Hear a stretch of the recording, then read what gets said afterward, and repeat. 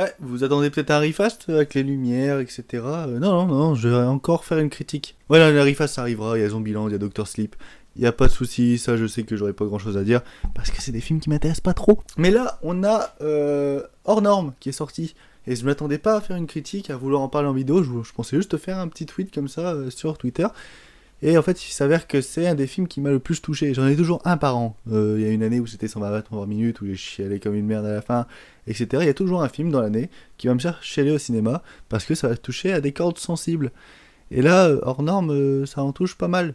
Je vais pas commencer à faire, ouais, c'est un film qui va vous faire chialer, etc. Parce que tout dépend de notre vécu, tout dépend de notre idéologie, tout dépend de notre pensée, et tout dépend de notre fragilité, on va dire. Mais là, hors norme, ça m'a beaucoup touché. Et c'est plus une réflexion personnelle qu'une critique du film. C'est pour ça que là, voilà, si vous attendez à dire, ouais, est-ce qu'il va chroniquer le film, l'analyser, etc.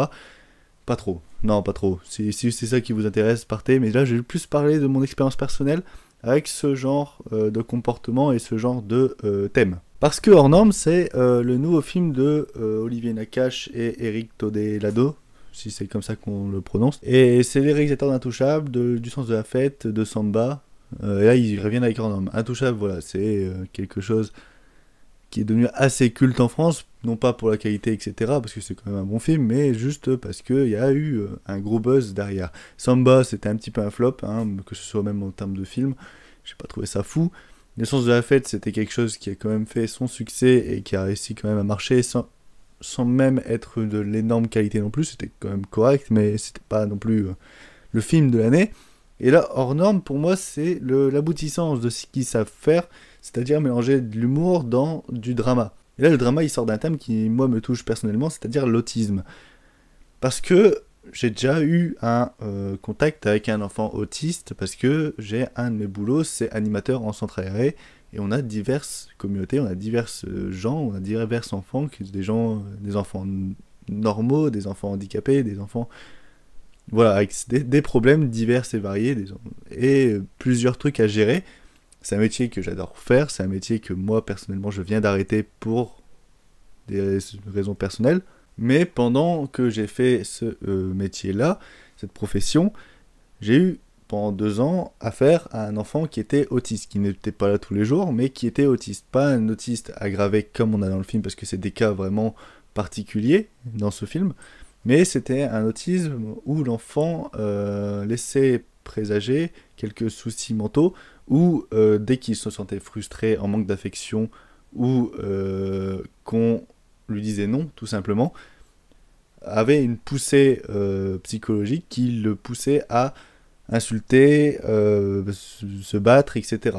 Et là où ça m'a touché, c'est que au départ, les enfants vont juste le regarder et se dire il est pas normal, ce mec, il est pas normal, et presque se foutre de lui, mais sans le faire devant lui. Genre, c'est des petits enfants, ils sont des fouines, ils vont se mettre derrière le buisson, ils vont parler, ils vont dire ah lui, il est un peu bizarre.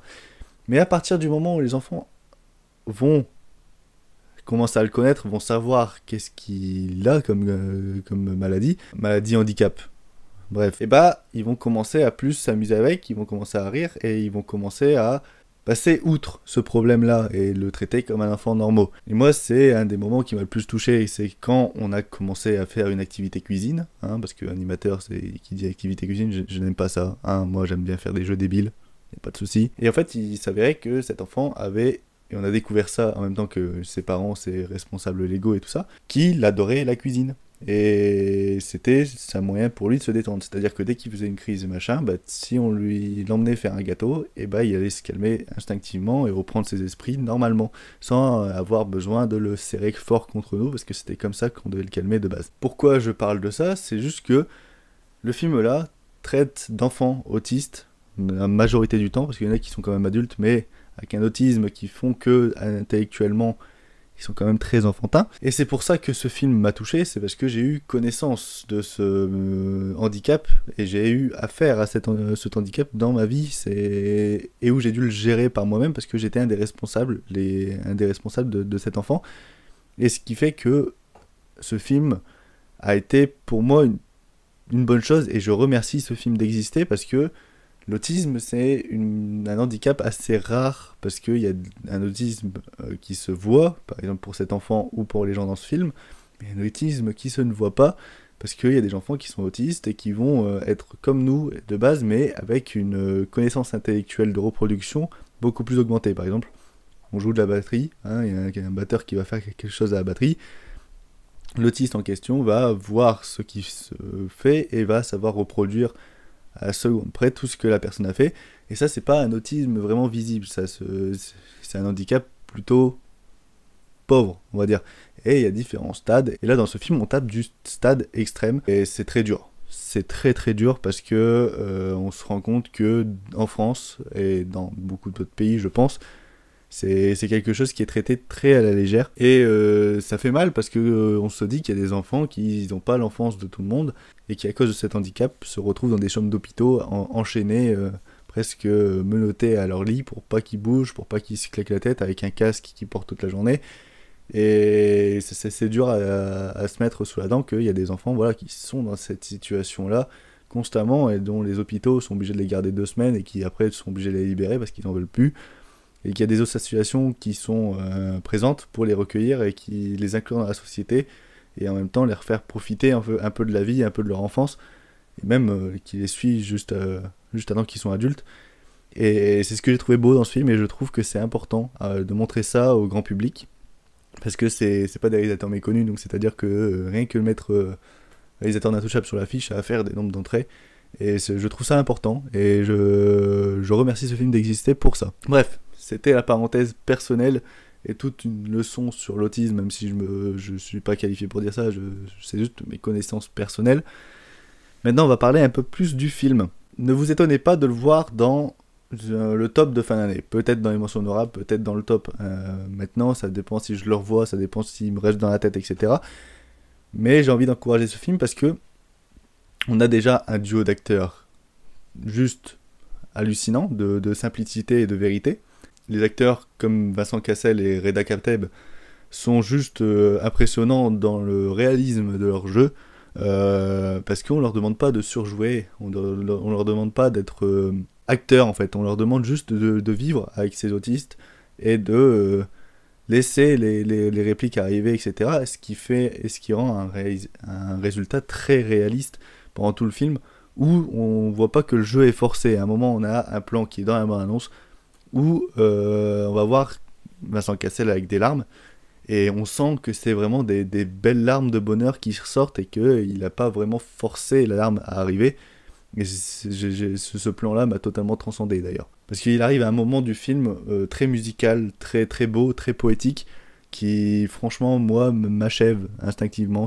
Et c'est même pas de tire-larme, c'est juste, on se rend compte en fait du monde auquel il vit et comment il arrive à s'en sortir, parce que c'est un mec qui passe H24 de son temps à suivre ses enfants, à suivre ses gens, à suivre et à être dans son association et à se battre pour qu'elle continue à vivre.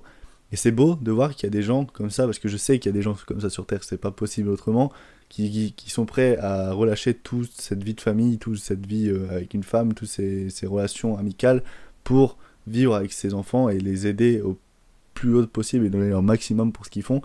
Et c'est tout ce message-là, tout ce message qu'on essaye de retirer de ce film, qui me pousse à dire que c'est quelque chose de bon pour le cinéma. On est en possession d'un film qui nous donne des valeurs, qui nous donne un message vraiment beau et un message qui peut influencer plusieurs personnes, que ce soit adultes et surtout enfants. Moi, travaillant dans un cinéma, j'ai vu beaucoup d'enfants accompagner leurs parents voir ce film hors norme, et je pense qu'ils ont réussi à décoder quelques valeurs, quelques messages qui vont leur servir plus tard. C'est un film un enfant, il va le regarder, et il suffit qu'il croise dans son collège, un lycée, un enfant autiste à l'intérieur, bah il va être beaucoup plus tolérant parce qu'il va voir ce film-là et ça va le marquer, je pense. C'est un film qui, moi, m'aurait fait plaisir à mon enfance, et que si jamais j'ai un enfant, je le montrerai sans aucun problème, juste pour ce côté message, valeur, et même l'histoire qui est très très belle. On a des relations entre personnages qui sont vraiment très touchantes, surtout la relation entre Dylan et Valentin, qui est juste une relation simple, fine, pas beaucoup d'écriture, pas beaucoup de texte, mais juste avec des décors, des costumes, des vêtements, etc. On arrive à se rendre compte de l'effort que fait Dylan et de l'effort naturel en fait. C'est genre même pas lui qui le veut, il y va tout seul, ça lui paraît normal d'aider cet enfant Valentin qui est atteint d'un autisme tellement élevé que, franchement, on se dit qu'il y a des gens qui ont un courage pas possible, mais en même temps, est-ce qu'on peut vraiment appeler ça du courage? Parce que moi, personnellement, j'ai un enfant comme ça en face, j'aurais juste envie de l'aider et de m'attacher à cet enfant parce que, même s'il est violent, même s'il a un comportement de handicap assez extrême, bah, c'est un enfant qui a une histoire, c'est un enfant qui a quelque chose à nous raconter et même humainement nous apporter.